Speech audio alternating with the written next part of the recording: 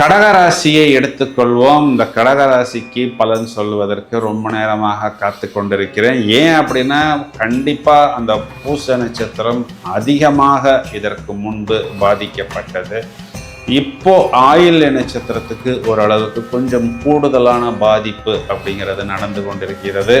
குறிப்பாக அவங்களுடைய குழந்தைகள் சம்பந்தப்பட்ட விஷயத்தில், அதுவும் தவிர அவர்கள் முதலீடு செய்த இடங்களில் வெளிநாட்டு வாய்ப்புக்காக எதிர்பார்த்து காத்திருக்கக்கூடிய விஷயங்கள்ல, சிலருக்கு கடன், வியாதி போன்ற விஷயங்கள், தொடர் சிகிச்சை, தொடர் மருத்துவம் தேவைங்கிற மாதிரி ஒரு சூழ்நிலையில் கடகராசிக்காரர்கள் மாட்டிக்கொண்டிருக்கிறார்கள். இது என்னன்னா, உங்களுக்கு ட்ரிபிள் பெனிஃபிட் கொடுக்க போகிறது. ஒரே கல்லுல ஒரு மேங்கோ 2 மேங்கோ இல்லாமல் 3 மேங்கோவை நீங்கள் கணக்கு பண்ணினால் கச்சிதமாக அடித்து விடலாம். ஃபர்ஸ்ட் மேங்கோ என்னன்னா, இந்த செவ்வாய்ங்கிறது உங்களுக்கு பூர்வீகம் சம்பந்தப்பட்ட கிரகம். இப்போ பூர்வீகம் சம்பந்தப்பட்ட அனைத்து விஷயங்களிலும், அது இடமாக இருந்தாலும், இல்லை அங்கிருந்து வர வேண்டிய ஒரு இன்வெஸ்ட்மெண்ட்டாக இருந்தாலும், அப்பா அம்மாவுடைய சொத்துக்களாக இருந்தாலும், எதுவாக இருந்தாலும் பூர்வீகம் சம்பந்தப்பட்ட விஷயத்தில் பிளஸ். இனிய 2026 புத்தாண்டு வாழ்த்துக்கள். 2025 முடிவில் இருக்கிறோம்.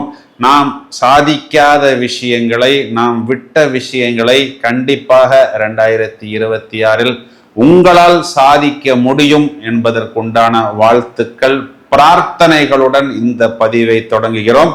2026 வருடம் ஜனவரி மாதம் என்னென்ன மாற்றங்கள் என்பதை முதலில் பார்ப்போம். ஜனவரி மாதம் 13ஆம் தேதி சுக்கிரன் என்ற கிரகம் தனுர் ராசியிலிருந்து மகர ராசிக்கு சஞ்சாரம் செய்ய இருக்கிறார்.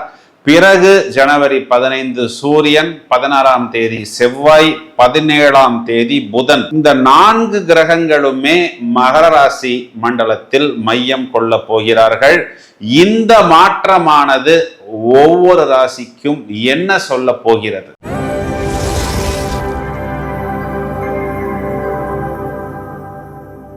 கடகராசியை எடுத்துக்கொள்வோம். இந்த கடகராசிக்கு பலன் சொல்வதற்கு ரொம்ப நேரமாக காத்து கொண்டிருக்கிறேன். ஏன் அப்படின்னா, கண்டிப்பாக அந்த பூச நட்சத்திரம் அதிகமாக இதற்கு முன்பு பாதிக்கப்பட்டது.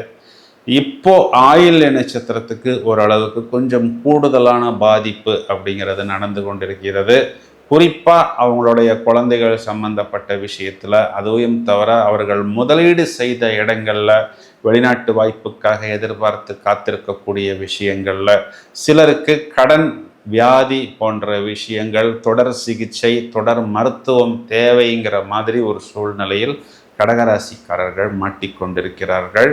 அந்த அஷ்டம சனி முடிந்த பிறகும் எங்களுக்கு பெரிதாக ஒரு மூமெண்ட் கிடைக்கவில்லையே அப்படி நல்லா வருத்தப்படக்கூடிய இந்த கடகராசிக்காரர்களுக்கு ஃபர்ஸ்ட் ப்ளஸ் பாயிண்ட் என்ன அப்படின்னா, கூட்டமாக இந்த 4 கிரகங்கள் 7ஆம் வீட்டில் போய் அமரக்கூடிய காலகட்டம் அப்படிங்கிறது இவர்களுக்கு அது நிவர்த்தி ஸ்தானமாக வருகிறது. நிவர்த்தி அப்படின்னா, அந்த ஒரு டைலமாவிலிருந்து, அந்த ஒரு பேனிக் சிச்சுவேஷனிலிருந்து நாம் வெளியே வரக்கூடிய காலகட்டம்.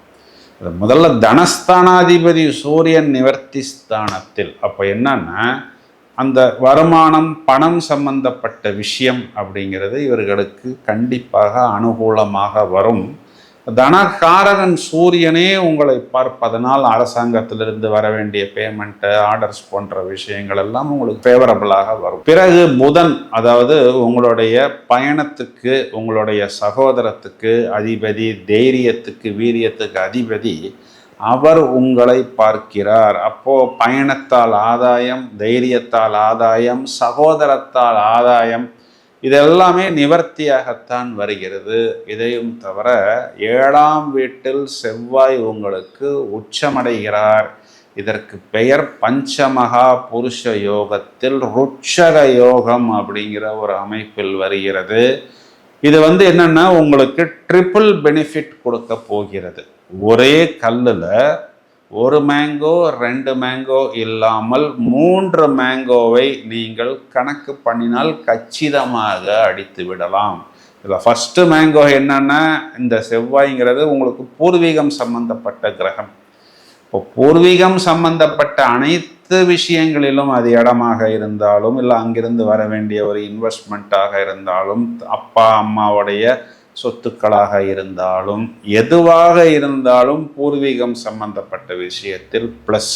குழந்தைகள் சம்பந்தப்பட்ட விஷயத்துக்கும் அதிபதியாக செவ்வாய் வருவதனால் அது செகண்ட் மேங்கோ. அது என்னன்னா, உங்கள் குழந்தைகளுக்கு லைஃப் செட்டில் ஆகணும், அவர்களுக்கு உச்சபலம், உங்களுடைய குழந்தைகள் வெளிநாட்டுக்கு போகணும், திருமணத்துக்காக காத்திருக்கிறார்கள், இல்லை வாய்ப்புக்காக காத்திருக்கிறார்கள், கல்வியின் மேன்மை, வயதை அனுசரித்து உங்கள் குழந்தைகளில் எது ப்ளஸ்ன்னு நினைக்கிறீர்களோ அந்த விஷயங்கள் உங்களுக்கு கை கொடுக்கும். மூன்றாவது விஷயம், தேர்டு மேங்கோ இஸ் மார்ஸ், அதாவது செவ்வாய்.